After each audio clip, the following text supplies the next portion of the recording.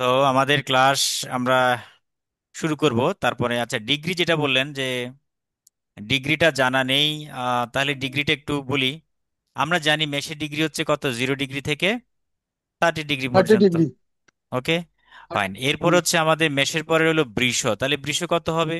বৃষ হচ্ছে 60 যে ডিগ্রি। 30 ডিগ্রি থেকে একেবারে 60 পর্যন্ত। আর এরপরটা আরো সহ 60 থেকে 90 পর্যন্ত। তাহলে কেউ যদি আপনাকে জিজ্ঞেস করে, বলুন তো দেখি মিথুন রাশির ডিগ্রি কতটুকু, সহজেই বলতে পারবেন তাহলে, তাই না? আচ্ছা, তাহলে জেমিনাই 60 থেকে আমাদের, 90 ডিগ্রি। হ্যাঁ, জেমিনির যে ডিগ্রি হচ্ছে 60 থেকে 90 ডিগ্রি টরাস। এরপরে আমাদের অ্যারিজ বা মেষ। তো টোটাল আমরা এভাবেই ডিগ্রিগুলো, আহ ডিগ্রিগুলো আসলে এখানে, আহ কি ব্যাপার, কাজ হচ্ছে না কেন? এ, হুম।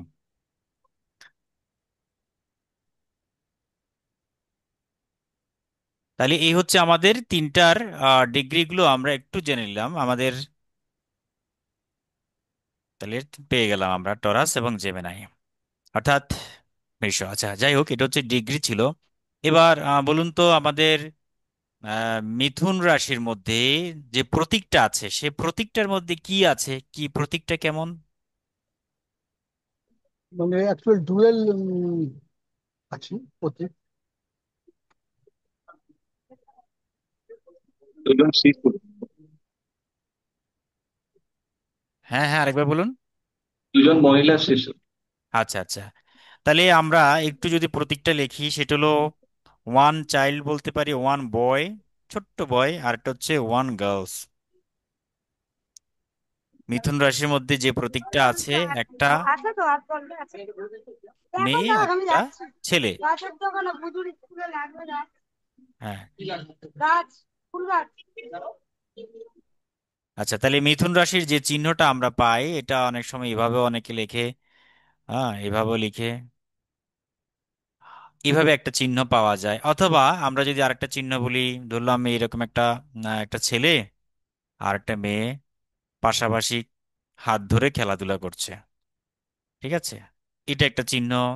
আবার এরকমও হয় অনেক সময়, এরকম চিহ্ন অনেক সময় দেয় অনেকে। হ্যাঁ, আঁকতে ভুলে গেছে, কেমন জানি বলো,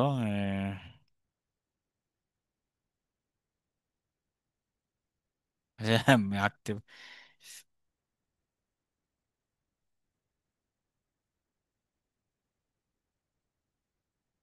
হুম, এরকম একটা চিহ্ন অনেক সময় থাকে, ঠিক আছে। অর্থাৎ বেশ কয়েকটা চিহ্ন হয়, তিনটা চিহ্নই অনেক সময় ইউজ করা হয় বিভিন্নভাবে, এক একজন এক একভাবে এক্সপ্লেইন করে আর কি। বাট আমরা সব সময় দেখেছি একটা ছেলে একটা মেয়ে হাত ধরে খেলাধুলা করছে। এখান থেকে কি সিম্বলাইজ হয় দেখি বলুন, এখান থেকে কি কি বোঝা যায় এই প্রতীক থেকে?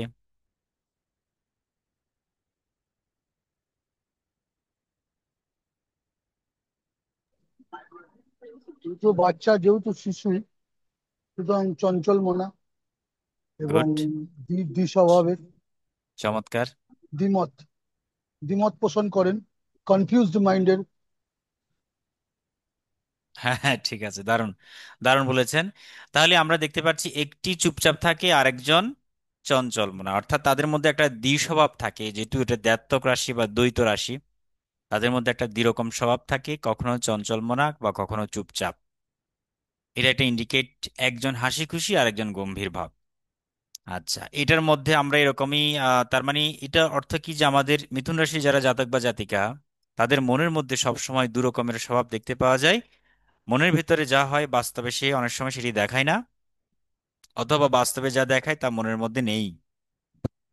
এরকম আমরা একটা কল্পনা করতে পারি, এরকম একটা বিষয়। আর মিথুন রাশির মধ্যে সবসময় চঞ্চলমনা আছে, খুব দারুণ। কালপুরুষ চক্রে এটা কোন অঙ্গকে বোঝায় বলুন তো? হস্ত, হাত, কাঁধ।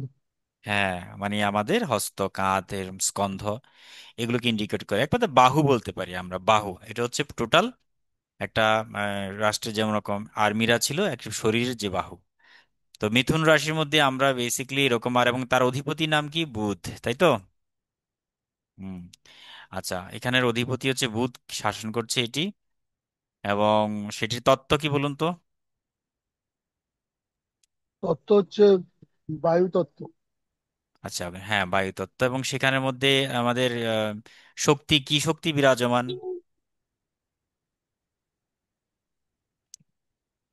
শক্তিটা কি হবে?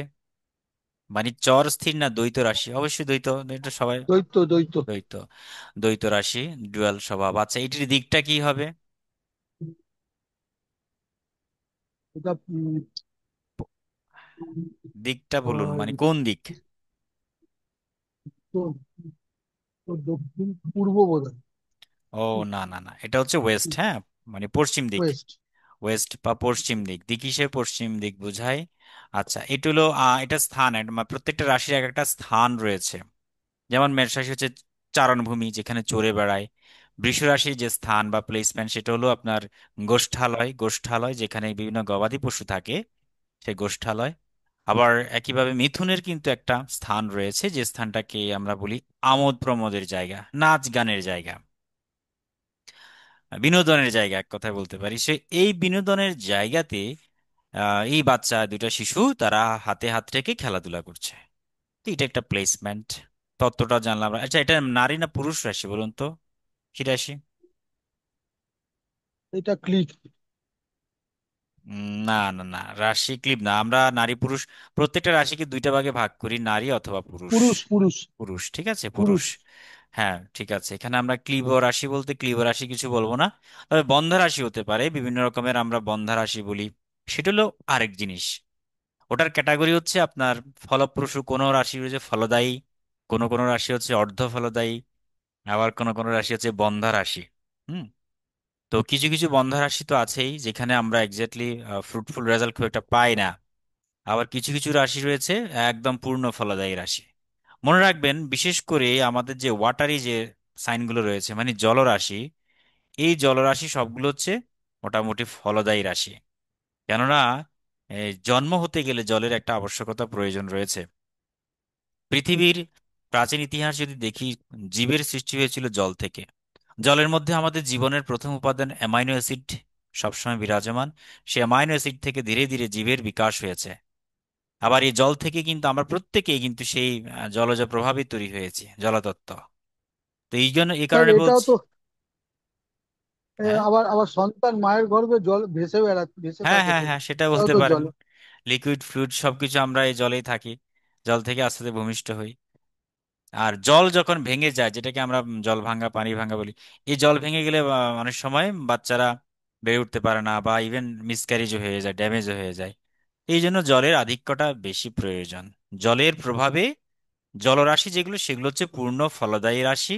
এরা হচ্ছে আহ প্রজননটা, অর্থাৎ তাদের প্রোডাক্টিভ ক্ষমতাটা একটু বেশি, মানে জন্মদান করার ক্ষমতাটা বেশি। এখন দেখুন, এই আমরা অনেকে বলি না, অনেক নারীরা বন্ধ্যা হয়ে যায়, হ্যাঁ। তো সেক্ষেত্রে বন্ধ্যা হওয়ার পেছনে তো অনেক কারণ থাকে। প্রথমত কারণ হচ্ছে তার পিরিয়ডিক্যাল প্রবলেম থাকে। পিরিয়ডিক্যাল প্রবলেম বলতে ইরেগুলার পিরিয়ডিক্যাল প্রবলেম থাকে, মেনস্ট্রুয়াল প্রবলেম, কিংবা ওভারি সিনড্রোম, বিভিন্ন রকমের সিনড্রোম থাকে, ওভারিক্যাল সমস্যা থাকে। তাছাড়া তাদের যে নানান রকম ফিমেল অর্গানের মধ্যে প্রবলেম থাকে। তো সেখানকার ওভাম যেটা রয়েছে, আমরা এখানে অনেক কথাই বলবো, আমাদের যখন মেডিকেল অ্যাস্ট্রোলজি পড়বো আমরা অনেক কিছু টার্মস বলবো, সেই টার্মসগুলো আপনারা একটু জেনে নেবেন। আর জ্যোতিষ শিক্ষার, মানে শেখার প্রয়োজনে আমরা যে কোনো কিছু নিয়ে ডিসকাস করতে পারি, ঠিক আছে? তাহলে ওভাম মানে হচ্ছে একটা ডিম্বাণু। সেই ওভামটা প্রকৃতভাবে জাইগোট মানে আসছে কিনা সঠিক সময়ে, তার উপর ডিপেন্ড করে তার ফলদায়ী। তো জলের যখন অভাব হয়ে যায়, জলতত্ত্বের যখন অভাব হয়ে যায়, তখন তার শরীরে হরমোনাল ইমব্যালেন্স তৈরি হয়। একটা নারী দেহে বা পুরুষ দেহে হরমোনাল ইমব্যালেন্স তৈরি হয়। সেই হরমোনাল ইমব্যালেন্সের কারণেই তাদের মধ্যে বন্ধ্যা হয়ে যায়। দেখবেন যে সকল নারীদের মধ্যে পুরুষালী যে হরমোনগুলো রয়েছে, যেমন প্রজেস্টেরন, এটা একটা পুরুষালী হরমোন। যেই হরমোনটা একটা পুরুষের পরিমাণটা বেশি। আবার নারীদের ক্ষেত্রে হচ্ছে আপনার প্রজেস্টেরন যেটাকে বলা হয়, বা টেস্টোস্টেরন। তো এই ক্ষেত্রে পুরুষালী হরমোনটার যখন নারী দেহে আধিক্য বেড়ে যায়, তখন কি হয়, নারীদের মধ্যে চুল দাড়ি বিভিন্ন রকমের ইয়েগুলো গজায়। এবং ওদেরই মধ্যে দেখবেন যে আপনি তাদের পিরিয়ডিক্যাল প্রবলেম তৈরি হবে, ইরেগুলার পিরিয়ড, এবং তাদের মধ্যে এই বন্ধ্যাত্বের পরিমাণটা একটু বেশি। এরকম নানান রকমের প্রবলেম তৈরি হয়। তো যাই হোক, যেটা বললাম যে আমাদের হরমোনাল ইমব্যালেন্সের কারণে বা জলতত্ত্বের অভাবের কারণে বা জলতত্ত্ব না থাকার কারণে সঠিকভাবে এটা তৈরি হয়। এখন যেমন ধরুন আমরা কালপুরুষের যে সপ্তম রাশি, যেটাকে আমরা সেভেন্থ ভাব বলবো, বা সপ্তম রাশি বা সপ্তম হাউস, সেই সেভেন্থ হাউস হচ্ছে মূলত আমাদের প্রোডাকশনের একটা, এটাকে বলে হাউস অফ মানে প্রোডাকশন। এটাকে আমাদের কালপুরুষের সপ্তম রাশি, এটা আমরা স্ত্রী পুরুষ বোঝায়। বা এটার সাথে আমাদের অষ্টম রাশিটাও কিন্তু অনেকটাই প্রভাব বিস্তার করে আমাদের জীবনের যে নিম্ন অংশটা, যেটা আমাদের দেহের বা আমাদের প্রোডাক্টিভ সবকিছু এখানে অবস্থান করছে। বা আমরা পঞ্চম রাশি থেকে মূলত আমরা সন্তানাদি বিচার করে থাকি। পঞ্চম রাশি এবং একাদশ যে হাউস, 11th হাউস থেকে আমরা সাকসেস বা সফলতা দেখি। তার মানে এখান থেকে আমরা 5, 7, 8, 11 এগুলোর একটা কানেকশন রয়েছে। এখন যেহেতু পঞ্চম থেকে আমরা সন্তান বিচার করে থাকি বা সন্তানাদি, তো এই পঞ্চম রাশি যদি কখনো জলরাশি হয় বা ফলদায়ী রাশি হয়, তাহলে তার ক্ষেত্রে সন্তান প্রোডাকশন করার ক্ষমতাটা অত্যন্ত বেশি থাকবে। আবার যদি পঞ্চম পতিও যদি জল রাশিতে থাকে তাহলেও সেটা ভালো। আর যদি সেই ওই যে অর্ধ ফলদায়ী বা কিংবা বন্ধ রাশি যেগুলো সেগুলোতে থাকে, তো সেক্ষেত্রে তার ফলদান করার ক্ষমতাটা একটু ড্যামেজ হবে, একটু মিনিমাইজ হবে, কমে যাবে। এই কারণে আমরা আমাদের এই নলেজটাও আমাদের জানাটা প্রয়োজন। কোন কোন রাশির কেমন ফলদায়ী, এটা দিয়ে দেবো আমি, সমস্যা নেই এটা নিয়ে। যখন আমরা সন্তান বুঝাবো, আমাদের চাইল্ড একটা টপিক আছে, চ্যাপ্টার আছে, সেই চ্যাপ্টারে গিয়ে আমরা এই বিস্তৃত বিষয়গুলো আলোচনা করব, সেখানে কি হচ্ছে না হচ্ছে। ওকে। তো এখানে ক্লিব আপনি যেটা বলেছেন, হ্যাঁ ঠিক আছে বন্ধা, এখানে কারণ আমরা যেহেতু বুধ হচ্ছে মূলত অ্যাকচুয়ালি নপুংসক একটা গ্রহ বলা হয়ে থাকে। তো এই বুধের কিন্তু কোনো মানে সৃষ্টি করার ক্ষমতা নেই, প্রোডাকশন করার ক্ষমতা বুধের নেই, কিন্তু সে বালক শিশু। এবং এই বালক হওয়ার কারণে সেই যে রাশিগুলো অধিকৃত হয়ে আছে, অর্থাৎ এই যে কন্যা রাশি কিংবা ওই যে মিথুন রাশি, এই রাশিগুলো আমাদের অ্যাকচুয়ালি প্রোডাক্টিভ সাইন নয় আর কি। আবার ওইদিকে আমরা ক্লিব রাশি বলে থাকি আপনার যে স্যাটার্নকে, আমরা পড়বো সামনে শনি। তো শনির যে রাশিগুলো রয়েছে সেগুলো অনেক সময় বন্ধা রাশি রূপে পরিগণিত হয়। তো যাই হোক, আমরা কি সবাই কি এসেছেন? আপনারা দুইজনই আছেন শুধু না? আচ্ছা আচ্ছা আচ্ছা, ঠিক আছে, সমস্যা নেই। তাহলে আমরা আমাদের এবার মেইন আজকের যে টপিকে আলোচনা শুরু করছি। আচ্ছা, এর মধ্যে আপনাদের কারো কোনো প্রশ্ন আছে কিনা গত ক্লাসের উপরে, বলুন তো যদি থাকে। চেষ্টা করব।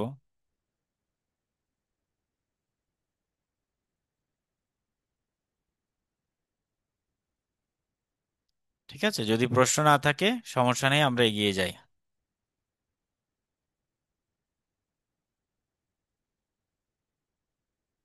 কি, আচ্ছা কেউ আসেনি তাহলে।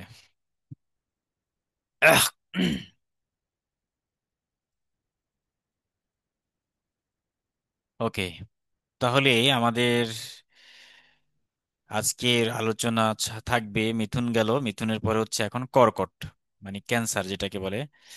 তাহলে ক্যান্সার বা কর্কট। তো আমরা কর্কট রাশি নিয়ে আজকে একটু আলোচনা করি। কর্কট রাশি হচ্ছে আমাদের একেবারে একটা জলজ রাশি এবং এটা পূর্ণ ফলদায়ী রাশি। এই কর্কটকে বলা হচ্ছে পবিত্র গঙ্গার জল। এটা তো জলরাশি, ঠিক আছে।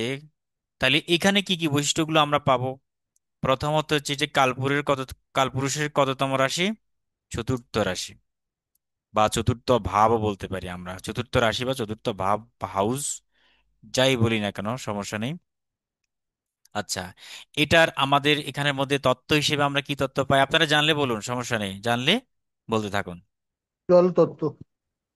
আচ্ছা, ভেরি গুড, জলতত্ত্ব। তো লিখলাম আমরা জলতত্ত্ব। এবং এটা কেমন জল বলেন, এটা কেমন জল মানে এটা কি চর স্থির না দ্বৈত জল?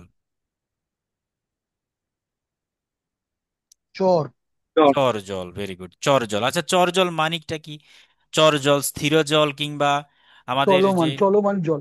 চলমান জল, চলমান। চলমান জল, ভেরি গুড, চলমান জল আমরা। আচ্ছা, এখান থেকে বুঝাই, ধরলাম আমি আহ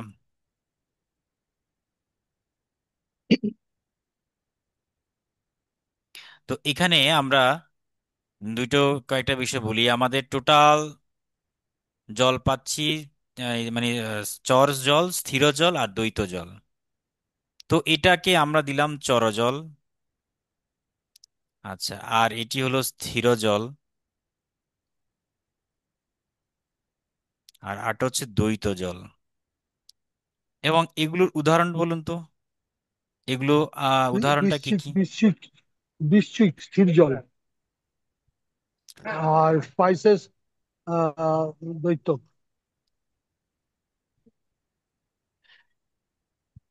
আচ্ছা, লিখলাম বৃশ্চিক হচ্ছে মানে বৃশ্চিক রাশি হচ্ছে স্থির জল। দ্বৈত জল কোনটা?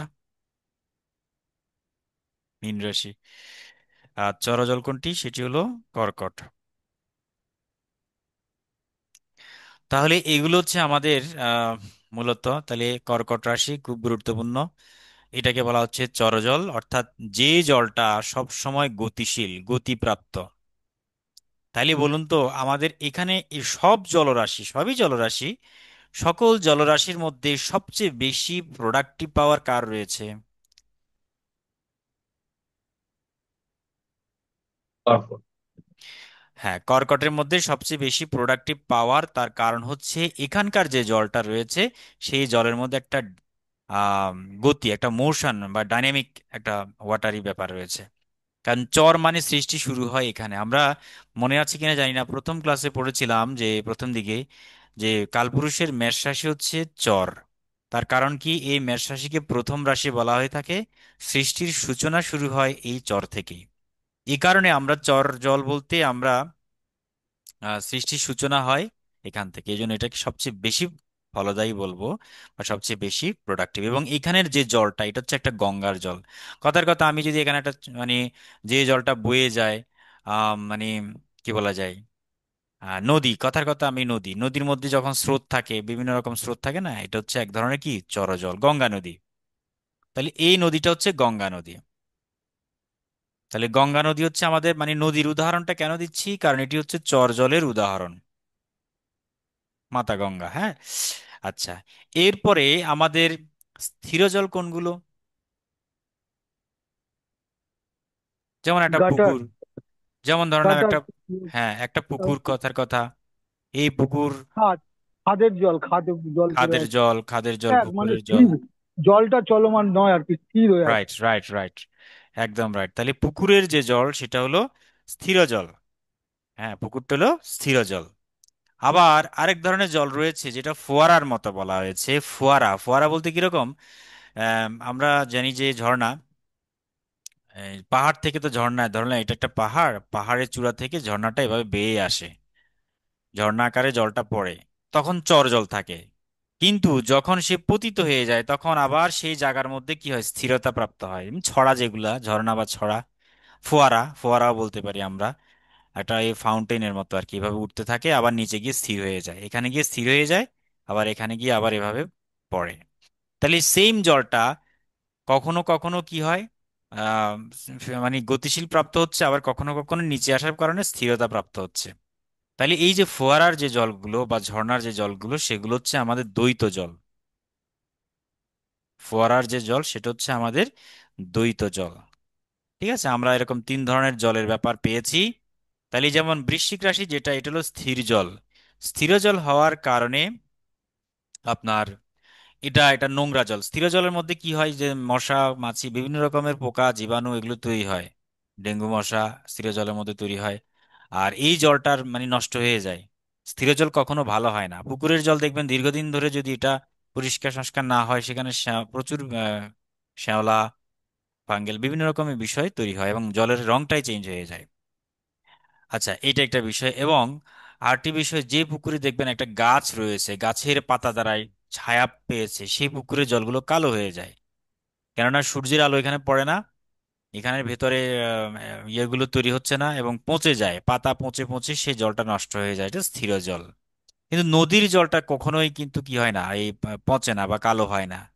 নদীর জল সবসময় চলমান। এই কারণে বিখ্যাত দার্শনিক, মনে হয় লাওস, মানে ইয়ে কনফুসিয়াস না কে জানি বললো, আমি ভুলে গেছি, উনি বলেছেন কখনো মানুষ এক নদীতে দুইবার স্নান করতে পারে না, এবং তার কারণ হচ্ছে নদীর জল সব সময় বয়ে যায়। আপনি মানে একবার ডুব দিলে যে জলে ডুব দিয়েছেন সেই জলটা আর ওই জায়গায় নেই, ওটা সাথে সাথে চলে গেল। আপনাকে সেকেন্ড বার ডুব দিতে হলে আবার নতুন জল আসতেছে। এটাই বললো যে একই জলে কখনো দুবার ডুব দেওয়া যায় না, নদীর জলে কখনো একবার দুইবার ডুব দেওয়া যায় না। এখানের একটা গভীরতা রয়েছে অবশ্যই। তো আমরা গঙ্গা জল মানে কর্কটকে কেন গঙ্গা জল বলা হচ্ছে, কারণ এটা হচ্ছে একটা পবিত্র জল, যেই জলের ধারে মানুষ যখন যায় বা গঙ্গাতে যখন স্নান করে তো মানুষের সমস্ত পাপ দূর হয়ে যায়। এই কারণে দেখবেন কর্কট রাশির জাতক বা জাতিকাদের মধ্যে একটা হিলিং পাওয়ার থাকে। আমরা এটাকে যদি এবার একটু বৈশিষ্ট্যগুলো লিখি, সেটা হলো হিলিং পাওয়ার। তাহলে হিলিং পাওয়ার মানে কি? নিরাময় ক্ষমতা। হিলিং পাওয়ার এদের মধ্যে থাকবে, এটার অর্থ হচ্ছে নিরাময় ক্ষমতা। অর্থাৎ মানসিক কেউ যদি কষ্ট পায়, দুঃখ পায়, তারা যদি এই কর্কট রাশির জাতক বা জাতিকার সাথে একটু টাইম পাস করে, তো তাদের মধ্যে একটা নিরাময় ক্ষমতা তৈরি হয়, ভালো লাগে, ঠিক আছে। এবং এটা হচ্ছে তাদের একটা পাওয়ার। কিন্তু তারা কর্কট রাশির জাতক বা জাতিকা নিজেরা কিন্তু আবার অনেক সময় ডিপ্রেশনে থাকে, বা নিজেরা খুবই মানে একটু সৎ প্রকৃতির হয়, খুবই একেবারে ইনোসেন্ট প্রকৃতির হয়। এই কারণে দুঃখটাও কিন্তু সে পেয়ে থাকে। হুম। নিঃস্বার্থভাবে তারা সব সময় আপনার এই মানুষকে হেল্পিং করে। তাহলে হেল্প করার যে একটা মেন্টালিটি এদের মধ্যে পাওয়া যায়, ঠিক আছে। আমরা আস্তে আস্তে ধীরে ধীরে আরো আসবো। এখানকার যে চিহ্নটা, এই কর্কট রাশির চিহ্নটা কি বলুন তো, প্রতীকটা কি? ক্যাকড়া। কাঁকড়া বিছা, ঠিক আছে। একটা প্রতীকটা হচ্ছে একটা কাঁকড়া। যাই হোক, আমি এখানে আঁকার চেষ্টা করছি, কেমন আঁকতে পারবো আমি জানি না। এরকম একটা কাঁকড়া, এখানে ছোট ছোট পা রয়েছে, মাথা রয়েছে, চোখ রয়েছে। তো এই কাঁকড়া বিছা কি করে এখানে মানে বলা যায় একটা পাথরের, গঙ্গার ধারে একটা পাথরের মধ্যে সে বসে বসে গর্ত করছে, এরকম একটা চিত্র দেখতে পাওয়া যায় প্রতীক হিসেবে। তো সেই আহ, এখন এখানে যে গর্ত করার পেছনে তো একটা কাজ রয়েছে, বা এখানে সেই গর্ত করে কি করবে? সেই গর্ত করার উদ্দেশ্য হচ্ছে সেই মোটামুটি সেই অনেকটাই রক্ষণশীল, অর্থাৎ বাচ্চাদের জন্য। একটা কাঁকড়া হচ্ছে কয়টা পা থাকে? 8টা পা থাকে, আমরা জানি আর্থ্রোপোডা শ্রেণীর একটা প্রাণী। চিংড়ির মধ্যে 8টা পা, কাঁকড়ার মধ্যে 8টা পা, মাকড়সার মধ্যে 8টা পা, এই অক্টোপাসের মধ্যে 8টা পা। এই 8 পাওয়ালা যে সকল প্রাণী দেখবেন তাদের মধ্যে সন্তান বাৎসল্যটা বেশি থাকে। তারা অনেক সময় নিজেরা মানে আহার হয়ে যায়, অর্থাৎ নিজেদের বডিকে তারা বাচ্চাদের আহার তৈরি করে ফেলে। একটি মাকড়সা যখন ডিম দেয়, দেখবেন ওই মাকড়সাটা আর বেঁচে থাকে না, তার সমস্ত শরীরকে খেয়ে দিয়ে বড় হয় বাচ্চারা। ঠিক তদ্রুপভাবে মানে গতকাল একটা পড়লাম যে আমাদের যে ইয়েগুলো রয়েছে, কি বলা যায় এটাকে, এক ধরনের বিছা পোকা রয়েছে যেখানে অনেক পাওয়ালা বিছা, সেও কিন্তু তার বাচ্চাদের জন্য নিজের জীবনকে আহুতি দিয়ে দেয়। তো কাঁকড়াদের ক্ষেত্রে অনেক সময় দেখা যায় এরকম, সে নিজে মারা যায় যখন সে প্রডিউস করে। তাদের মধ্যে সন্তানদের প্রতি ধরে রাখার একটা কি থাকে মানে খুব প্রচন্ড রকমের মনোযোগী হয়। এই কারণে দেখবেন যে কর্কট রাশির জাতক বা জাতিকারা পরিবারের সদস্যদের প্রতি যথেষ্ট মনোযোগী হয়, পরিবারের দেখভাল তারা ভালো করে। হ্যাঁ, অর্থাৎ এই কাঁকড়া একটা পরিবারের মতো আর কি। তো তাদের পরিবারে বাবা মা ভাই বোনদের প্রতি অত্যন্ত দায়িত্ব সম্পন্ন হয়, এবং ডিউটি পরায়ণ মানে ডিউটিফুল যেটাকে বলে, খুবই যথেষ্ট রকমের কর্তব্য পরায়ণ হয় এদের মধ্যে। কেমন আবেগ প্রবণতা, অত্যন্ত আবেগ প্রবণতা থাকে, যেহেতু জলতত্ত্ব, আর জলতত্ত্ব মানেই হলো আবেগপ্রবণ। আবেগপ্রবণ হয়, জলীয় স্বভাবের কারণেই হচ্ছে একমাত্র আবেগপ্রবণ হয়।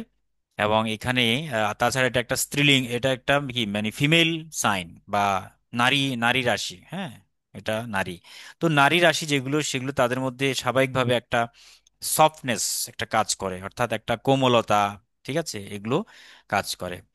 আর এই কারণে আমরা বলতে পারি যে কর্কট রাশির জাতক বা জাতিকা প্রথমত সন্তান বাৎসল্য হয় এবং পরিবারের প্রতি যথেষ্ট দায়িত্ব সম্পন্ন হয়। তাদের মধ্যে আবেগ প্রবণতা কাজ করে নারীদের মতো করে। হ্যাঁ, এবং তাদের মন যেমন কি থাকে অত্যন্ত ইয়ে থাকে, কল্পনা বিলাসী হয়। এই কারণেই ওই জায়গাটা চাঁদের জায়গা। এখানকার যে এই রাশির যে মালিক, কাকে দেওয়া হয়েছে? চন্দ্রকে দেওয়া হয়েছে। চন্দ্রমা, চন্দ্র হচ্ছে আমাদের মা, মায়ের যে রূপ সেটা চন্দ্র থেকে পাই। তাই চন্দ্রমাকে বলা হচ্ছে রানী অথবা মা। হুম। তো এই কারণে মা এখানে বসে থাকে বলে চতুর্থ, এবং এটা কালপুরুষের ফোর্থ, চতুর্থ রাশি থেকে আমরা মাকেই বিচার করি। বা চতুর্থ ভাব থেকে মাকে বিচার করা হয়, মায়ের ভাব। তাই এই চতুর্থ রাশি হচ্ছে সুখের ভাব, এবং এখান থেকে আমরা সুখকে বিচার করি। কারণ একটা বাচ্চা যখন জন্ম হয় তখন তার মাটাই হচ্ছে তার দুনিয়া। মাকে ছাড়া সে মানে চলতে পারবে না। বাবাকে পর্যন্ত অনেক সময় ভুলে যায়, কিন্তু মাকে কখনো ভুলে না। মা যখনই কোলে নেবে দেখবেন বাচ্চা শান্ত, আর বাবা কোলে নিলে অশান্ত থাকে। এর কারণ হচ্ছে কি, যে মাতৃ স্নেহ, মমতা, ভালোবাসার মধ্যে তার মধ্যে একটা সুখের আধিক্য থাকে। এই কারণে একটা বাচ্চা বা একটা বয়, বেবি, তখন তার মাতৃকোলে যখন থাকবে তখনই সে সবচেয়ে আনন্দ পায়, সবচেয়ে সুখে থাকে, সবচেয়ে শান্ত থাকে। তো এই জন্য কালপুরুষকে মানে আমাদের এই চতুর্থ রাশিটাকে বলা হচ্ছে সুখের ভাব, সুখের রাশি। বা এটাকে বলা যায় চন্দ্রমা। এখানে চন্দ্রমা এখানে কি করছে, রাজত্ব করছে। এই চন্দ্র রাজত্ব করার কারণে এটা আবেগ, আবেগ আবেগ প্রবণতা একটু বেশি থাকে আর কি। আচ্ছা, তো এখানে যে কাকড়ার কথাই বললাম, কাকড়া থেকে আমরা অনেক কিছুই কিছুটা বুঝতে পারি। সেটা হলো, দেখুন, কাকড়ার বাচ্চাদেরকে যখন অন্য কোনো প্রাণী আঘাত করতে যায়, তো অমনি সেই কাকড়া কি করে, তার বাচ্চাদেরকে প্রোটেক্ট করে। মানে সেই যে বড় বড় দুইটা, এই যে বড় বড় যে দুটো পা আছে, হ্যাঁ, এই পা দুটো দিয়ে সেই কামড় দেয় বা সেভ করে তো বাচ্চাদেরকে বিভিন্ন দিক থেকে। তো ওটার অর্থ কি, বাহ্যিকভাবে এটা কি, মানে বাহ্যিকভাবে শক্ত বোঝাচ্ছে, খুব শক্তিশালী কঠোর, কিন্তু ভেতরে অভ্যন্তরীণ ভাবে কোমল। এই যে দেখবেন কর্কট রাশি জাতক জাতিকেরা বাহ্যিকভাবে অনেক সময় একটু কথা, হার্ড কথাও বলতে পারে, কিন্তু তার ভেতরটা খুবই নরম স্বভাবের। তো কাঁকড়া যেমন একদিকে হাঁটে, তেমনি কর্কট রাশি সরাসরি পথ দেখা যায় কি, সরাসরি পথ না দিয়ে ঘুরে ফিরে এগোয় আর কি। মানে এরা কিন্তু ডিরেক্টলি যেতে পারে না কোথাও, একেবারে সোজা পথে কখনো হাঁটে না। এরা ওই আঁকা বাঁকা করে ঘুরে ফিরে ওই পথে চলে আসে আর কি, ওই পথে। অর্থাৎ এটা কি বোঝায়, যে এই জাতক জাতিকারা নির্দিষ্ট একটা পথকে ফলো করে না। তাদের মধ্যে একটা ভ্যারাইটিস, মানে একটা যে বিষয়ের কাজ করে, হ্যাঁ, মনে সিদ্ধান্ত দ্বিধা থাকে আর কি। কোন দিকে যাব কি যাব না, এই দ্বিধা নিয়ে তো তাদের মনটা ডিভাইড হয়ে যায় কি। আর এটা এরা আত্মরক্ষামূলক হয়, এবং অনেকটা কিছুটা আবেগ গোপনীয়তা ওরা অনেক সময় রক্ষা করে চলে কিছু কিছু ক্ষেত্রে। এবং এটাই হচ্ছে মূলত প্রতীক দেখে আমরা অনেক কিছুই বুঝতে পারি। দেখুন, এখানে মুখস্থ করার প্রয়োজন নেই, জাস্ট থিমেটিক ভাবে বুঝুন যে আসলে আমাদের কিভাবে কিভাবে এই বিষয়গুলো আসে আর কি। তো ওকেই, তাহলে আমরা হিলিং পাওয়ারটা দেখতে পেলাম কর্কটের মধ্যে, তার মধ্যে নিরাময় ক্ষমতা রয়েছে। এবং এখানে উচ্চস্থ হয় কোন গ্রহ, মনে আছে? বৃহস্পতি। বৃহস্পতি। বৃহস্পতি উচ্চস্থ হয় কেন? তার কারণ হচ্ছে বৃহস্পতি হচ্ছে জ্ঞানের গ্রহ। তাহলে জ্ঞানের গ্রহ, বিদ্যার গ্রহ, স্থিরতার গ্রহ, ঠিক আছে, এবং উনি নিরাময় এটাও করেন। সেজন্য এখানে বৃহস্পতি উচ্চস্থ এই কারণে, কারণ এর মধ্যে একটা হিলিং পাওয়ার রয়েছে, এর মধ্যে একটা আহ অনুভব, অনুভূতি, কল্পনা, এগুলো সবচেয়ে বেশি। তাই বৃহস্পতি যখন এই কর্কট রাশিতে আসে, তখন এই কর্কট রাশির জায়গাটা বৃহস্পতির জন্য অনুকূল হয়ে ওঠে। অনুকূল হয়ে ওঠে, যার কারণে আপনার বৃহস্পতি এখানে উচ্চস্থ হয়ে যায়। আচ্ছা, কারণ এখানে আবেগপ্রবণতা, অনুভূতিপূর্ণ এই রাশিটা। তাছাড়া পরিবার কেন্দ্রিক এবং মায়ের প্রতি একটা টান থাকবে। দেখবেন যারা কর্কট রাশি জাতক বা জাতিকা, ওই যে আগে বলেছিলাম, তারা মায়ের প্রতি আলাদা এক ধরনের মানে ভাইব্রেশন, একটা অ্যাট্রাকশন কিন্তু কাজ করে। এবং তাদের মেমোরি পাওয়ার অত্যন্ত প্রবল হয়। তবে একটা প্রবলেম আছে, সেটা হলো তারা অতীতের চিন্তা নিয়ে একটু ডুবে থাকবে। অতীত চিন্তার প্রতি তাদের একটা ইয়ে থাকবে, প্যাশন থাকবে, বা নস্টালজিক যেটাকে বলা হয়, নস্টালজিয়া। এবং কোনো ঘটনা যখন ঘটে তাদের হৃদয়ে এটা ছাপ ফেলে দেয়। তো এই ছাপটার কারণে তার ভিতরে একটা হতাশা, একটা দুঃখ, যন্ত্রণা কাজ করে। এরা নিরাপত্তা চায়, কিন্তু হ্যাঁ, মানে ঝুঁকি নিতে খুব একটা চায় না, সাহসটা খুব কম কাজ করে। ঝুঁকি নিতে চায় না, মানে মঙ্গল যেরকম ঝুঁকি নেই, এরকম কর্কট কিন্তু খুব একটা ঝুঁকি নিতে চায় না, এড়িয়ে চলে সব সময়। ঠিক আছে, যেমন এই যে কাঁকড়া বিছাও, যখন মানুষের আনাগোনা হবে বিভিন্ন দিক থেকে, তখন সেই গর্তে গিয়ে লুকোয়। তো এটা মানে কি, যখন সেই সাহস করে কিন্তু এগোয় না, নিজেকে আগে প্রোটেক্ট করে, বাচ্চাদেরকে আগে প্রোটেক্ট করে। ঠিক আছে, সংবেদনশীল যেটাকে বলে। এবং কখনো কখনো দেখা যায় কি, মানসিকভাবে অনেক সময় দুর্বল হয়ে ওঠে, কারণ এদের মন এতটাই নরম, মানুষ বারবার ওদেরকে আঘাত দেয়, যার কারণে সে আঘাত পেয়ে পেয়ে কিন্তু বড় হয়। মানে তার যে মেন্টাল স্টেট গুলো আর কি, এমনটাই। এবং চারিত্রিকগতভাবে যেটা দেখা যায়, সেটা হলো মমতাময় বা স্নেহশীল হয় অনেকের প্রতি, মানুষের প্রতি। আবার তবে মুড সুইংটা একটু বেশি হয়, হঠাৎ হঠাৎ মেজাজ পরিবর্তন হয়ে যায়, এটা অবশ্য চন্দ্রের প্রভাবের কারণেই হয়। কারণ আমরা জানি চন্দ্র 15 দিন পর পরই তার চন্দ্রকলা বৃদ্ধি পায়, ঠিক আছে, বা কমে যায় বেড়ে যায়। এই 15 দিন মানে মুড সুইংটা এই জন্য হয়। চন্দ্র যেহেতু নিজেকে ছোট বড় করছে, কখনো গোলাকার হয়ে যাচ্ছে, কখনো আবার ওই যে মানে একদম বাঁকা কাঁচির মতো হয়ে যাচ্ছে। এই কারণে তাদের মন মেজাজের একটা পরিবর্তন কিন্তু হয়, একটা মুড সুইং হয়।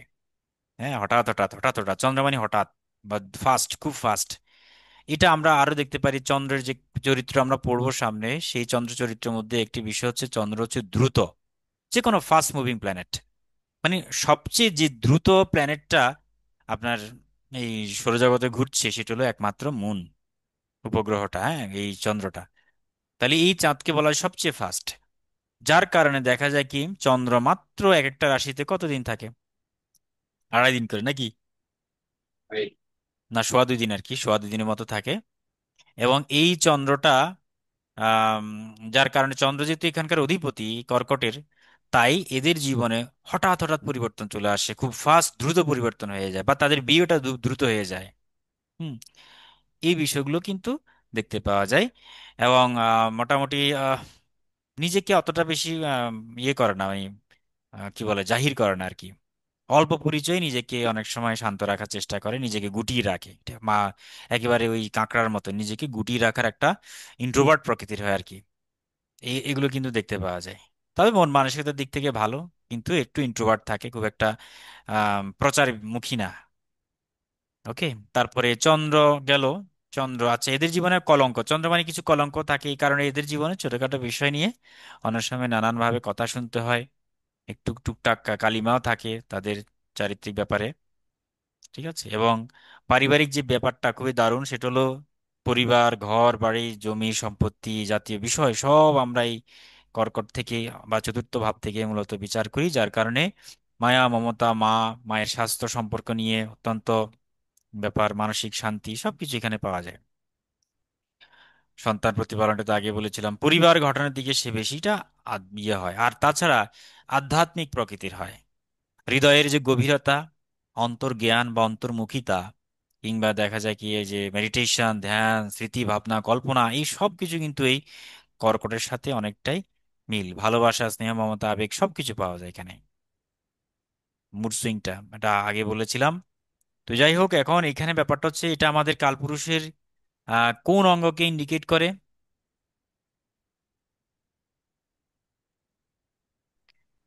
এটা হচ্ছে আমাদের হৃদয়, অর্থাৎ হার্ট। হ্যাঁ, হৃদয়, হৃদয়, হৃদয়কে ইন্ডিকেট করে। এটা হচ্ছে আমাদের কালপুরুষের হৃদয় বলতে পারে। হৃদয়ের প্রতীক হচ্ছে এই কর্কট রাশি। চলছে। রং করেছো? হ্যাঁ হ্যাঁ হ্যাঁ, আমি কি রং করেছো? না, রং করিনি। বস্তাটা চলে যাবে। ঠিক আছে। হুম। আচ্ছা, তো কালপুরুষের হৃদয় হচ্ছে কি আমাদের এই কর্কট রাশি। যার কারণে আমরা হার্টের বিচারটা আমরা মূলত এই কর্কট থেকে করতে পারবো, ঠিক আছে।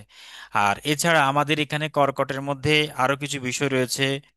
মিথুন রাশি আমরা জানি যে কর্কট রাশি হচ্ছে অধিপতি চন্দ্র, আগে বলেছিলাম। সেখানে 3টা নক্ষত্র আছে, পুনর্বসু, পুষ্যা, অশ্লেষা। শীতল প্রকৃতির, কেমন এরকম এগুলো দেখতে পাওয়া যায়। এবং স্ত্রী রাশি, এটা বললাম সত্ত্বগুণী প্রকৃতির হয়। বুক আমাদের যে হার্ট আর কি, হার্ট, হৃদয়, ফুসফুস, এগুলো সবকিছু কিন্তু। আচ্ছা, এটা গেল। এটা দিক হিসেবে কোন দিক পাচ্ছি আমরা? উত্তর দিক, তাই না? দিক হিসেবে আমরা পাই কি? উত্তর দিক। তাহলে উত্তর দিক কর্কটে যদি কারো ধরলাম যে যাত্রা কোন দিকে গেলে শুভ হবে, অথবা দেখা যায় কি কোন দিকে বিবাহ হবে, এই যে দিকের যে বিচার, এই সমস্ত দিকের বিচার কিন্তু আমরা করতে গেলে এই কর্কট রাশির দিকটা উত্তর দিকেই ধরবো। উত্তর দিকের অবস্থান আর কি, উত্তর দিক থেকে এগুলো ঘটতে পারে। তো মোটামুটি আমরা আর তো নেই, আমরা চর জল চর জলরাশি পেলাম, স্থান উত্তর স্যার, দিকে। উত্তর দিক বললেন তো, মানে কি, যদি কারো সপ্তম ভাব উত্তর দিকে কর্কটে থাকে তাহলে তার উত্তর দিকে, এরকম ব্যাপারটা কি? হ্যাঁ হ্যাঁ হ্যাঁ হ্যাঁ হ্যাঁ, রাইট রাইট। এটা বেদিক মতে ঠিক আছে। বৈদিকে কি বলে, যে কারো যদি সপ্তম রাশিটা উত্তর দিকে হয়, বা সপ্তম পতি যদি উত্তর পতি হয়, তাহলে সেক্ষেত্রে উত্তর দিক থেকে সম্বন্ধ আসবে বা বিবাহ হবে। এটা একটা ব্যাপার। কিন্তু আমরা নারীতে ওরকম না, আমরা নারীতে বলবো আমাদের মঙ্গল আর ভেনাস কোথায়, মানে মার্স এবং ভেনাস কোথায় আছে। কারণ মঙ্গল হচ্ছে আমাদের নারীতে আপনার হাজবেন্ডের কারক গ্রহ, স্বামীর, প্রথম স্বামীর কারক গ্রহ আর কি। আর শুক্র হচ্ছে স্ত্রীর কারক গ্রহ। এই মঙ্গল বা শুক্র যে যে দিকের রাশিতে থাকবে, অবস্থান করবে, তার বিবাহটা ওই দিকেই হওয়ার সম্ভাবনা সবচেয়ে বেশি। এটা আরো সহজ, ঠিক আছে? এই জন্য আমরা তো রাশির দিক তো অবশ্যই জানতে হবে, গ্রহের দিকও আছে আলাদা, সেটা আরো পরে জানবো। আচ্ছা, এখানে আরেকটি বিষয় বলি, সেটা হলো এবার আমরা যদি মানে বিস্তৃতভাবে বলতে পারি, সেখানে এই রাশির মধ্যে কি রয়েছে, গান বাজনা, সঙ্গীত, নাচ, নৃত্যকলা, এই সকল বিষয়ের প্রতি একটা আগ্রহ থাকে। কারণ এখানের মধ্যে কৃষ্টি কালচার, মানে চন্দ্র, চন্দ্র মানে তো অ্যাকচুয়ালি কল্পনা বিলাসী, তো সেখানে তার ক্রিয়েটিভ পাওয়ারটা তার মধ্যে থাকে, হ্যাঁ, ক্রিয়েটিভ সৃজন ক্ষমতা। যার কারণে সেই ওই বিভিন্ন যে কালচারাল যে বিষয়গুলো রয়েছে, যেমন গান, মিউজিক আর কি, মিউজিক লাইন, আর্ট লাইন, বিশেষ করে ওই চিত্রকর্ম, আর্ট লাইন, দেখবেন কর্কট রাশিরা খুব ভালো ড্রয়িং করতে পারে। সঙ্গীত, নৃত্য, চিত্র, হ্যাঁ, এই ধরনের নাটক, মানে সাহিত্য, এই সকল বিষয় নিয়ে স্টাডি করার চেষ্টা করে।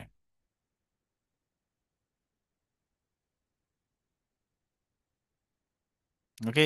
আচ্ছা, এই রাশির কিছু ডিজিজ আছে।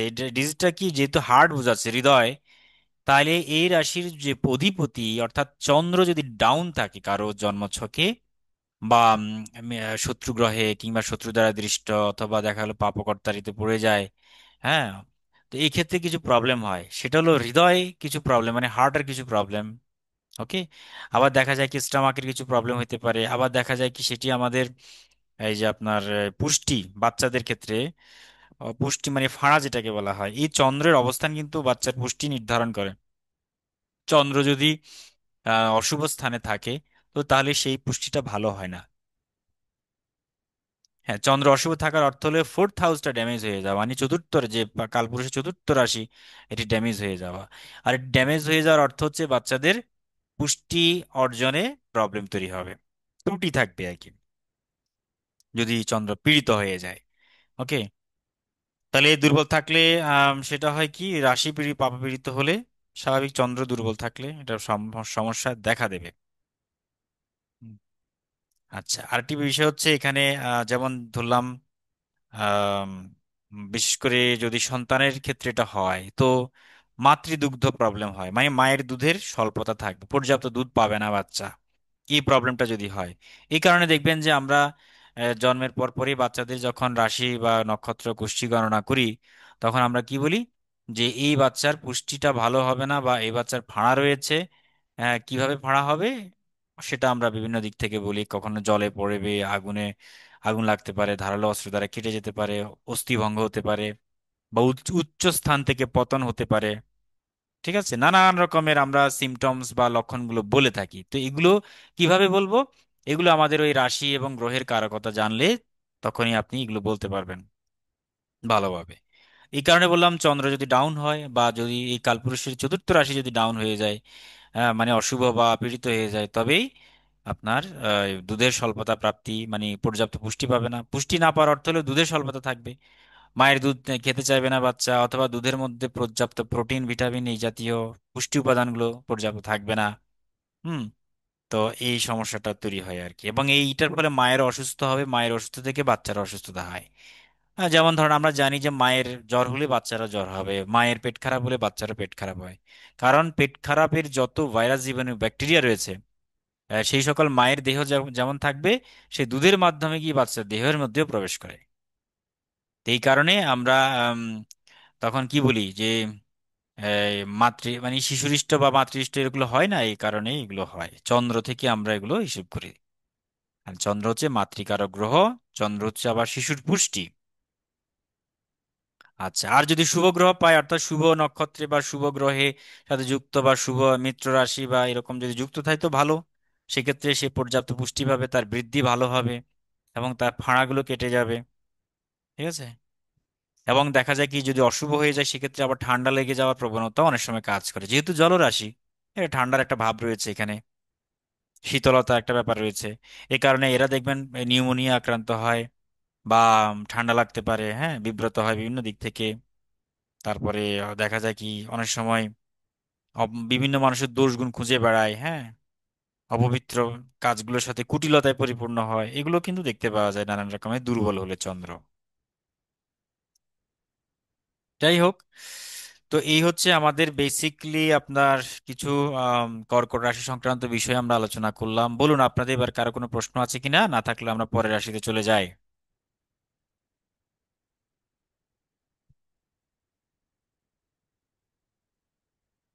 হ্যালো?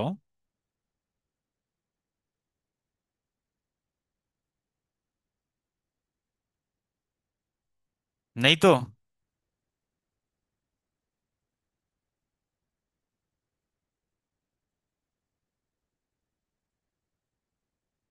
আচ্ছা আচ্ছা, ঠিক আছে, না থাকলে আমরা পরের রাশিতে চলে যাচ্ছি। পরের রাশিতে গিয়ে আমরা এখন পড়বো কর্কটের পরে এখন হচ্ছে সিংহ রাশি, মানে মোস্ট ইম্পর্টেন্ট একটা রাশি। আমরা পুরোটা একটু মুছে দিলাম। এবার আমরা একটু সিংহ রাশি নিয়ে কথা বলি। সিংহ রাশি অত্যন্ত পাওয়ারফুল একটা রাশি। যে রাশিটা হচ্ছে চতুষ্পদ রাশি, বা এটা বলা যায় আমাদের সৃষ্টি জগতের একেবারে আদি রাশি। কারণ এখানে মখা নক্ষত্র অবস্থান করছে। এই মখা নক্ষত্র হচ্ছে সবচেয়ে উজ্জ্বল নক্ষত্র। যেখানে সিংহ রাশি, সিংহ রাশির যে অধিপতি, সেই অধিপতি হচ্ছে এটা রবির রাশি। এখানে রবি অবস্থান করছে, সূর্য, স্বয়ং সূর্য। তাহলে রবি হচ্ছে আমাদের সিংহ রাশির অধিপতি। ওকে। আচ্ছা, এটা তত্ত্বটা কি? তত্ত্বটা হলো অগ্নি রাশি, তাই না? এটা হচ্ছে অগ্নি রাশি, স্থির তত্ত্ব, মানে স্থির অগ্নি। আচ্ছা, এখানেও স্থির অগ্নি মানে কি? বা চর অগ্নি, স্থির অগ্নি, একটা দ্বৈত অগ্নি। যেমন চর অগ্নি হচ্ছে আমরা মেষ রাশি বলছিলাম, আবার সিংহের মধ্যে রয়েছে স্থির অগ্নি, আবার এদিকে ধনুর মধ্যে হচ্ছে আপনার এইটা। আর এটা একটু আঁকার চেষ্টা করি, তাহলে আমাদের আরেকটা জিনিস বুঝতে সুবিধা হবে। একটু এঁকে এঁকে করার চেষ্টা করছি আর কি, যদি আপনারা বিরক্ত না হন।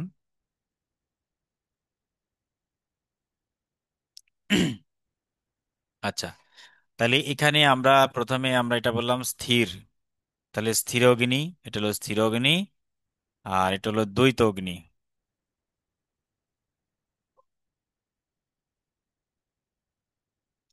আর যেটা সৃষ্টি জগতের একেবারে সূচনা যেটা হয়েছে, এটা হলো চর অগ্নি।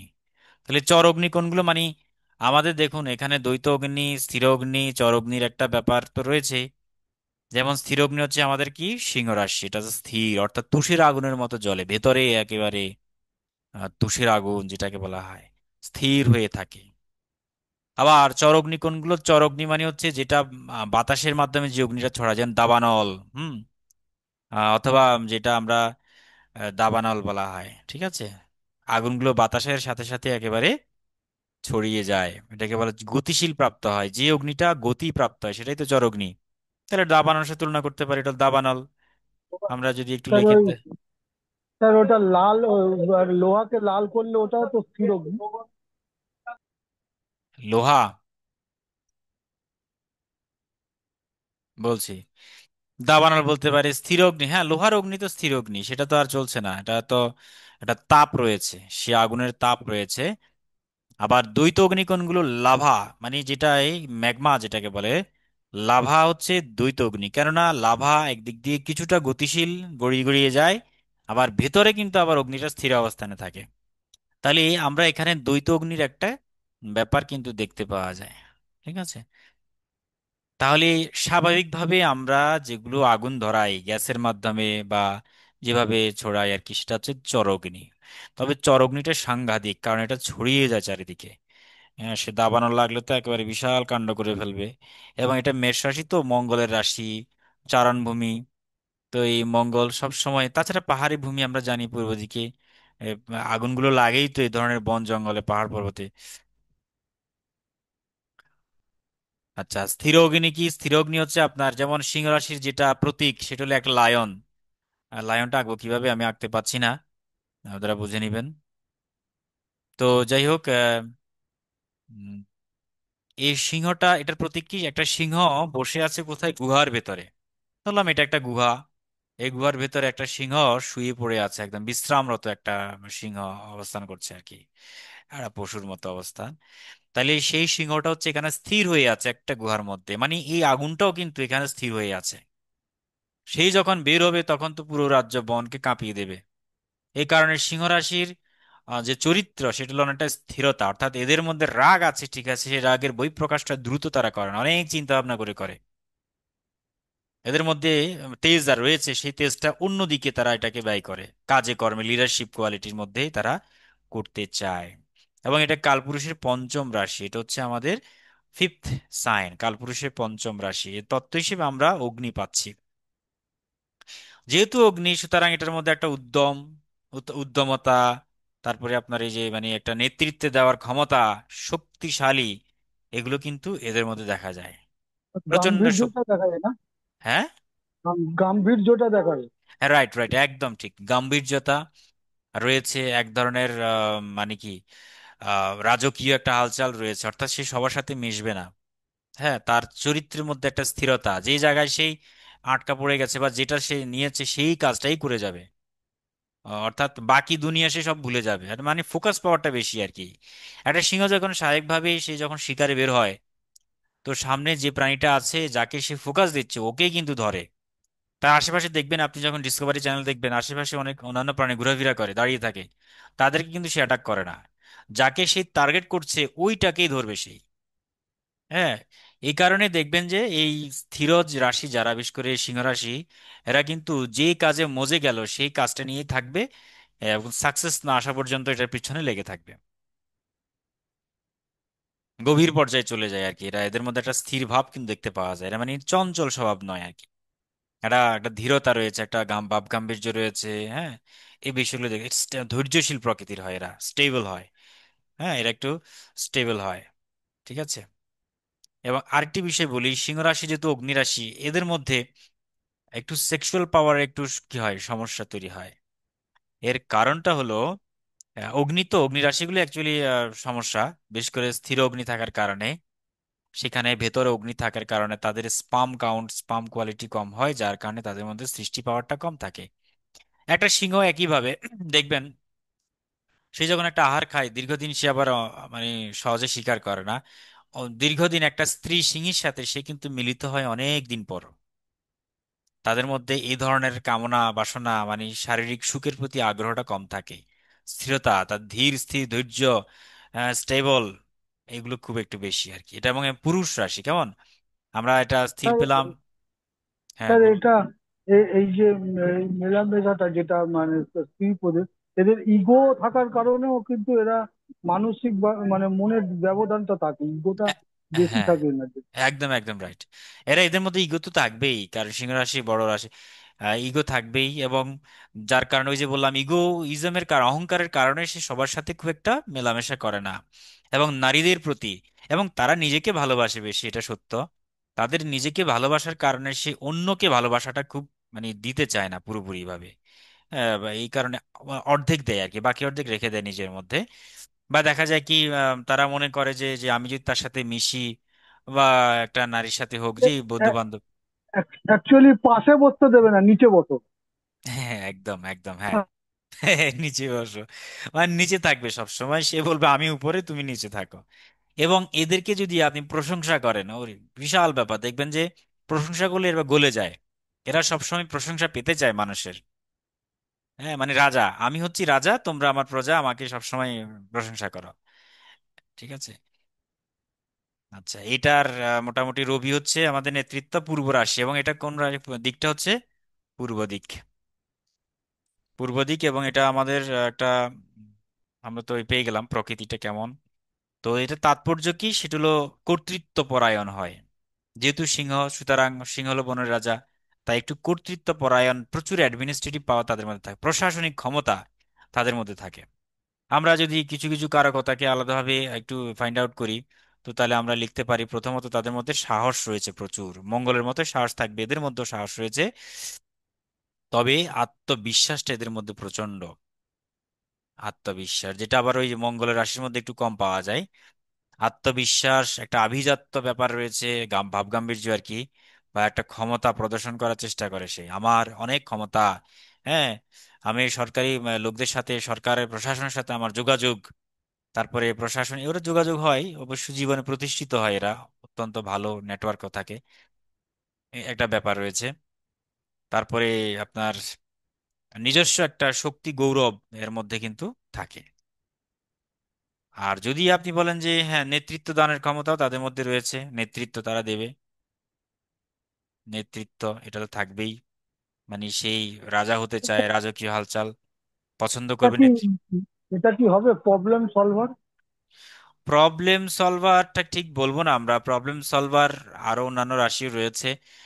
সকল রাশির মধ্যে প্রবলেম সলভ করার ইয়েটা বেশি, যেমন মিথুন কন্যা বা এগুলোর মধ্যে প্রবলেম সলভিং পাওয়ারটা বেশি।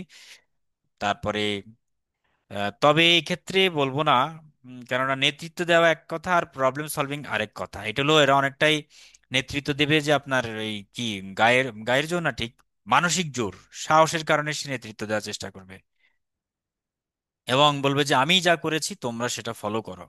ঠিক আছে? তো এক্ষেত্রে তাদের স্থিরতা, নেতৃত্ব কিভাবে দেবে, তাদের তো সিদ্ধান্তহীনতা, সিদ্ধান্ত খুব ভালোভাবে নিতে পারে না, সূক্ষ্ম বিচারটা একটু কম করে। ওই যে বললাম, ওই যে স্থির রাশি, তো স্থিরতার কারণে তাদের মধ্যে নানান প্রবলেম গুলো মানে ফুটে ওঠে না সহজে।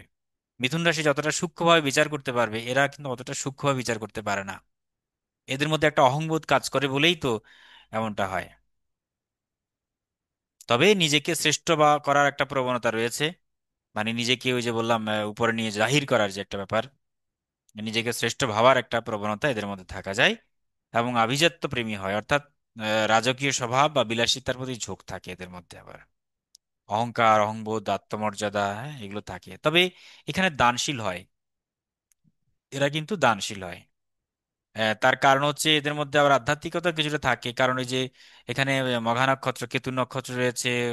আবার দেখা যায় কি উত্তর ফাল্গুনী নক্ষত্র, রবি নক্ষত্র এখানে রয়েছে, পূর্ব ফাল্গুনী, এগুলো অবস্থান করে বলেই এদের মধ্যে একটা আধ্যাত্মিকতা, দানশীল, হৃদয়বান হয় আর কি।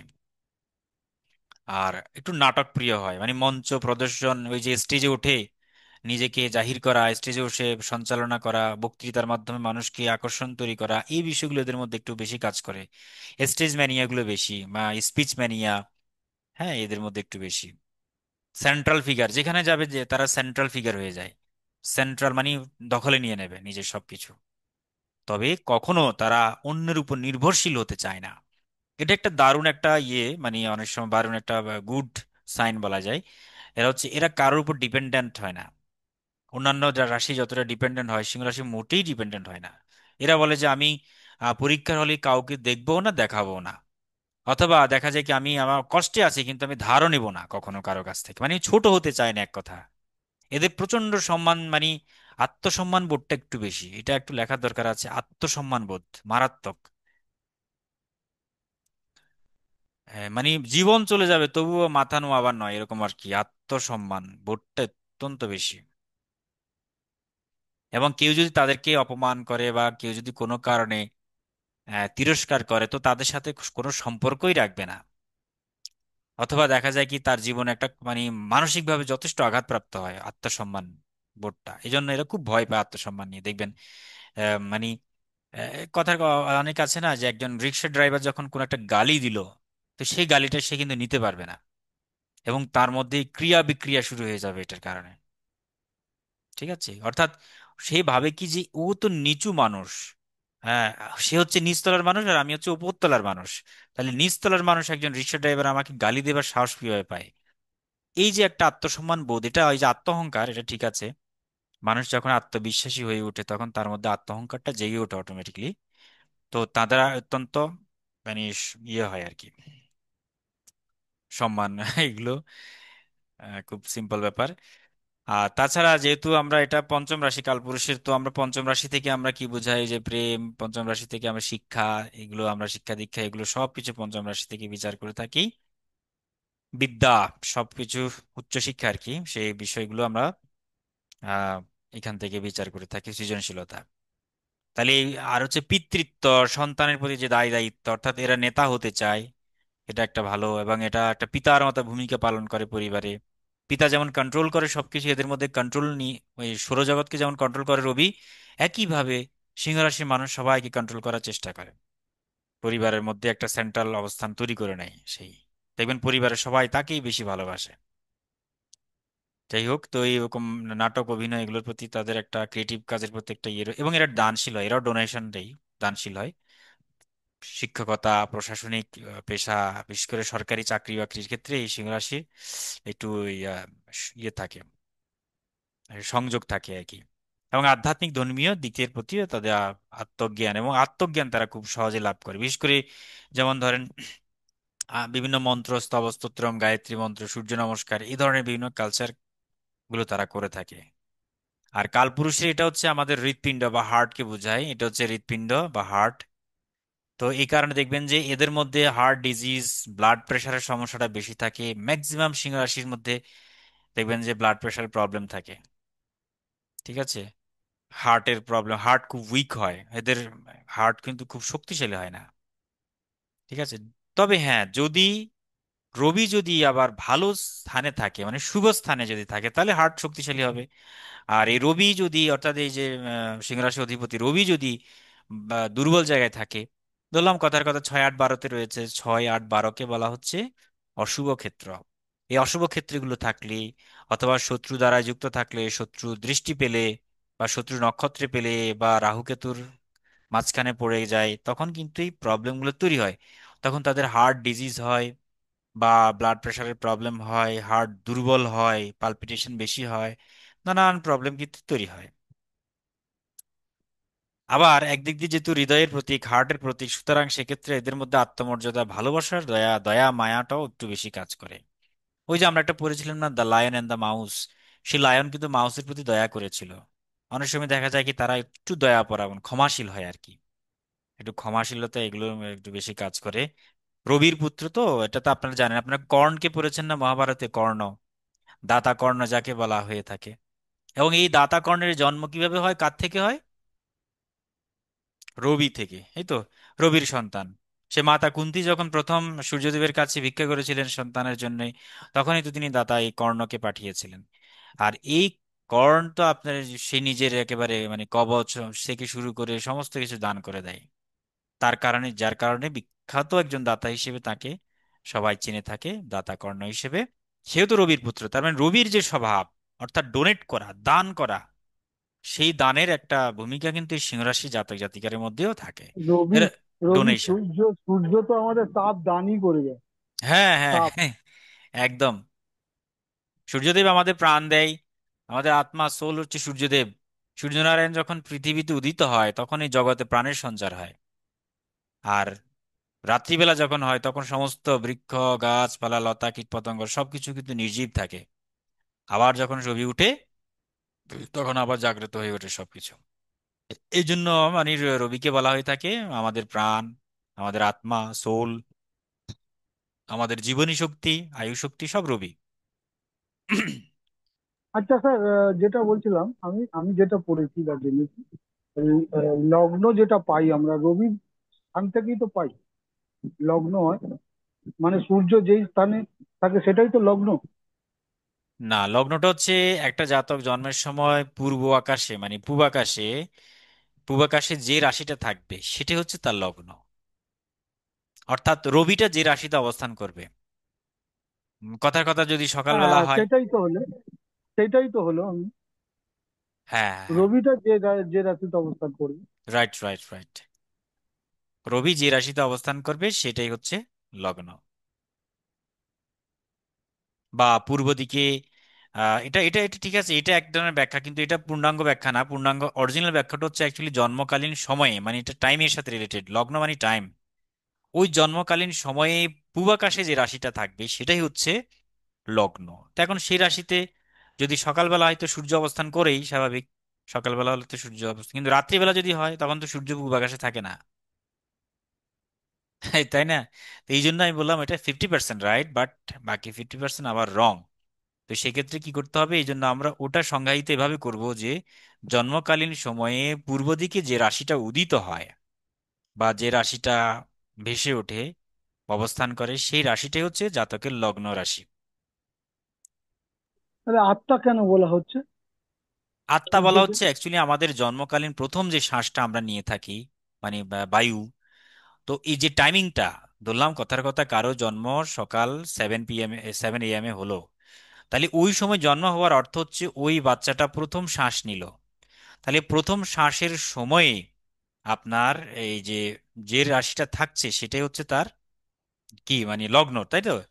আর রবিকে কেন বলা হচ্ছে, কারণ রবি যখন উদিত মানে সূর্য যখন ওঠে আকাশে, তখন এই জীবজগতে আপনার প্রাণের সঞ্চার হয়, মানে অক্সিজেন পায় সবাই। কারণ আমরা যে বৃক্ষ, যে পাতা, একটা পাতা সে কিন্তু খাবার তৈরি করে কিসের? প্রথমত কার্বন ডাইঅক্সাইড, CO2 লাগবে। CO2 লাগার পরে সাথে লাগবে সূর্যালোক। দেখবেন যারা বায়োলজি পড়েছেন এখানে পাবেন সূর্যালোক। তাহলে সূর্যালোক ছাড়া কিন্তু সে কখনো ক্লোরোফিল মানে খাবার তৈরি করতে পারে না। আর বৃক্ষ যদি খাবার তৈরি না করে তাহলে আমরা এই খাবার কখনো পেতে পারি না। কারণ আমরা তো প্রডিউসার না। বৃক্ষরা হচ্ছে মূলত, গাছপালা হচ্ছে মানে উৎপাদক, আমরা হচ্ছে খাদক। ঠিক আছে, আমরা কিন্তু ওই খাবার তৈরি ঠিক করতে পারি না, আমরা বলবো সবসময় ঠিক। নেচারের উপর ডিপেন্ডেন্ট। এই কারণে বলা হচ্ছে এটি হচ্ছে আমাদের সোল বা আত্মা বা আমাদের জীবনী শক্তি, এই কারণে কারণ এটি প্রাণের সঞ্চার করছে। আত্মা হচ্ছে চেতনা, আত্মা হচ্ছে কি চেতনা। তো একইভাবে রবি হচ্ছে আমাদের চেতনার প্রকাশ, কারণ রবি যখন ওঠে তো সমস্ত জীবজগতে চেতনা পায় বা সবাই জেগে ওঠে, এই কারণে তাকে আত্মা বলা হচ্ছে। এটা একটা ব্যাখ্যা। আরেকটা ব্যাখ্যা হচ্ছে আমাদের এই সোলার সিস্টেমের মধ্যে যিনি প্রাণ, যিনি সবাইকে আলো দিয়ে বেড়াচ্ছেন, যিনি সবাইকে কন্ট্রোল করছেন, তিনি হচ্ছেন সেই আত্মা, মানে এই রবি। রবি থেকে সমস্ত গ্রহগুলো উৎপত্তি হয়েছে সৌরজগতে, বৈজ্ঞানিকভাবে যদি বলি আর কি সেভাবে। আর রবি হচ্ছে আমাদের পিতা। আরেকটা ব্যাখ্যা বলি যে রবি হচ্ছে আমাদের পিতা, তো পিতা ছাড়া আমাদের অস্তিত্বই নেই। তাই পিতা হচ্ছে কি, পিতা মাতার সংযোগের ফলে তো আমরা এই পৃথিবীতে এসেছি, বা তাদের একটা সাহায্যেই তো আমরা এসেছি, সুতরাং আমরা হচ্ছে তাদের উপর ডিপেন্ডেন্ট। আর তিনি হচ্ছেন আমাদের প্রাণদাতা বা আমাদের সৃষ্টি। মানে আক্ষরিক ভাবে যদি দেহ বলি আর কি, আমরা আধ্যাত্মিক ভাবে না বলে যদি আক্ষরিক জাগতিক ভাবে দেখি, তাহলে মাতা পিতাই হচ্ছে আমাদের স্রষ্টা, এবং এই মাতা পিতাই হচ্ছে আমাদের আদ্য গুরু। তাহলে রবি হচ্ছে আমাদের প্রথম গুরু, রবি হচ্ছে প্রথম পিতা। তাই রবিকে বলা হয় পিতা, রবিকে বলা হচ্ছে আমাদের আদ্য গুরু, বা রবি হচ্ছেন আমাদের প্রাণদাতা, বা রবি হচ্ছেন অক্সিজেন আমাদের ওই, সরি, বৃহস্পতিও কিন্তু আমাদের অক্সিজেন দাতা, উনিও আমাদের অক্সিজেন দেয়। আর রবি দেয় আমাদের মধ্যে সোলিং মানে আত্মক্ষমতা। হুম, আত্মিক ক্ষমতাকে আমরা বুস্ট আপ করে হচ্ছে, এই জন্য তাকে সূর্য নারায়ণ বলা হয়। তো নারায়ণ হচ্ছে আমাদের সমস্ত পালনকর্তা, একইভাবে সূর্য নারায়ণ ওনাকে বলা হয়ে থাকে। ঠিক আছে, এবং তাছাড়া দেবতাগণে আমরা জানি আমাদের যে মর্ত্যলোকের যে দেবতা তিনি হচ্ছেন এই সূর্য, যাকে প্রতিদিন আমরা দেখছি কত বড়। এগুলো যদি এক্সপ্লেইন করি না বেদান্ত মতে, অনেক কিছুই হয়। এই আমাদের যে অগ্নি, আমাদের যে সূর্য, বা আমাদের যে উষা বায়ু, এরা হচ্ছে আমাদের মর্তের দেবতা। এই মর্তের দেবতা প্রতিদিন আমরা তাকে দেখছি, তিনি উঠছেন ডুবছেন, উঠছেন আবার যাচ্ছেন, এটা তার ডিউটি। আপনারা যদি কখনো শনি নামে একটা সিরিয়াল আছে, ওই শনি যদি সিরিয়ালটা দেখেন দেখতে পাবেন রবি কখনো তার দায়িত্ব থেকে পিছপা হয় না, তাকে প্রতিদিন একটা টাইম টু টাইম উদিত হতে হয়, টাইম টু টাইম তাকে অস্ত যেতে হয়। ঠিক আছে, সৃষ্টি জগতের মধ্যে তিনি যখন অস্ত যান, সৃষ্টি জগতের মধ্যে অনেক কিছু কি মৃত হয়ে যায়, টেম্পোরারি ভাবে সবকিছু মৃত ধরা হয়। আবার যখন উনি উঠে তো সবার মধ্যে প্রাণ সঞ্চার হয়, এই কারণে তাকে আত্মা বলা হচ্ছে, চেতনা বলা হচ্ছে। বুঝতে পেলেন?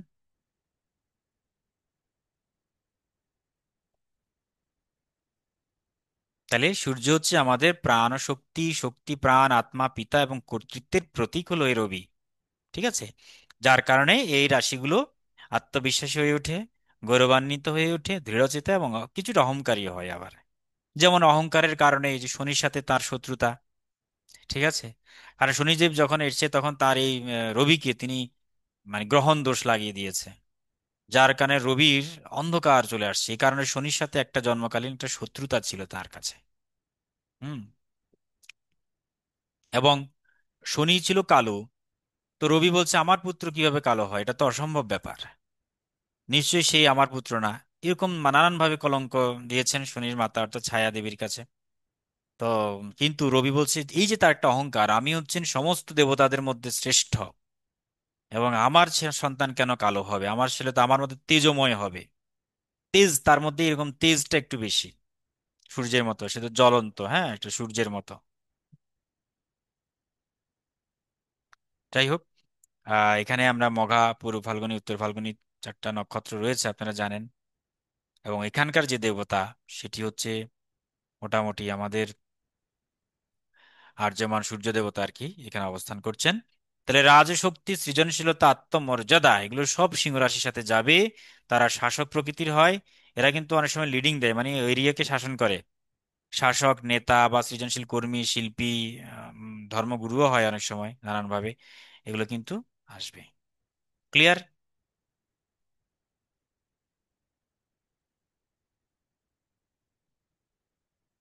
ঠিক আছে, আমরা মোটামুটি 10টা 15 বেজে গেল, আমাদের আজকে সবাই নেই, অনেকে দেখি অ্যাবসেন্ট আজকে। তো আমরা আজকে তাহলে আর বেশিক্ষণ মানে নানি কেমন নাকি? বলছি স্যার, হ্যালো, হ্যাঁ হ্যাঁ হ্যাঁ হ্যাঁ, বলুন। বলছি স্যার, ক্লাসের পরে আপনার সঙ্গে কিছুক্ষণের জন্য কথা বলে যাচ্ছে? শিওর শিওর শিওর, অবশ্যই অবশ্যই। আচ্ছা, তো যেটা বললাম, তাহলে আমরা আজকে দুটো রাশি আমরা পড়ে ফেলেছি, একটা হলো আমাদের কর্কট রাশি এবং একটা হচ্ছে সিংহ রাশি, পর্যন্ত 5 নম্বর রাশি পর্যন্ত পড়ে ফেলেছি। পঞ্চম রাশি ভেরি ইম্পর্টেন্ট, রবি। একটা সূত্র বলে দিই, সেটা হলো রবির সাথে যখন আপনার রাহুর কানেকশন থাকবে তো গ্রহণ দোষ হয়, সূর্যগ্রহণ হয়।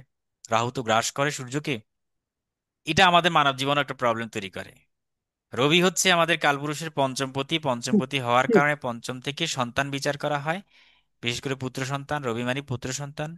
তাই রাহুর সাথে যখন এই রবির কানেকশন হবে তখন পুত্র সন্তান হতে চায় না, বা দেখা যায় কি পুত্র সন্তান হলেও একটু রোগাটে হয়, প্রবলেম হয়, বেড়ে উঠতে পারে না ঠিক মতো, স্বল্পায়ু হয়, নানান প্রবলেমগুলো তৈরি হয়।